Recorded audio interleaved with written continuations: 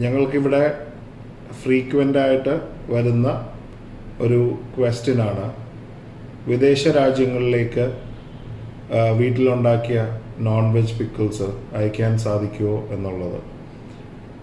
Normal courier അത് accept ചെയ്യില്ല. കാരണം വിദേശ രാജ്യങ്ങളിൽ ഉണ്ടാകുന്ന ക്ലിയറൻസ് ഇഷ്യൂസ്, അതായത് ഇപ്പം നമ്മൾ വീട്ടിലുണ്ടാക്കിയ ചിലപ്പം ഇറച്ചി അച്ചാർ, മീൻ അച്ചാർ, ചെമ്മീൻ അച്ചാർ, ഇങ്ങനെയുള്ള സാധനങ്ങളൊക്കെ ആയിരിക്കും നമ്മൾ വീട്ടിലുണ്ടാക്കി അത് കൊറിയർ ചെയ്യാൻ നോക്കുന്നത്.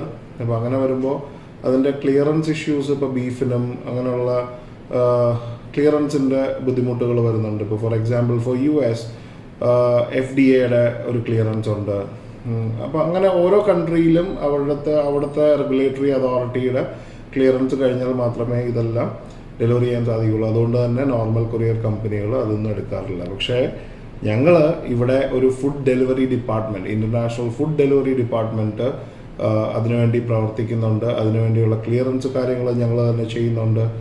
വീട്ടിലുണ്ടാക്കിയ home made non veg pickles ഞങ്ങൾ അക്സെപ്റ്റ് ചെയ്യുന്നുണ്ട്.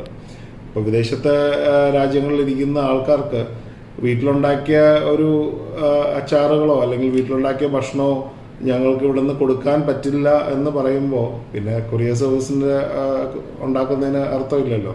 അപ്പം അതുകൊണ്ടാണ് ഞങ്ങളിങ്ങനൊരു സർവീസ് പ്രൊവൈഡ് ചെയ്യുന്നത്.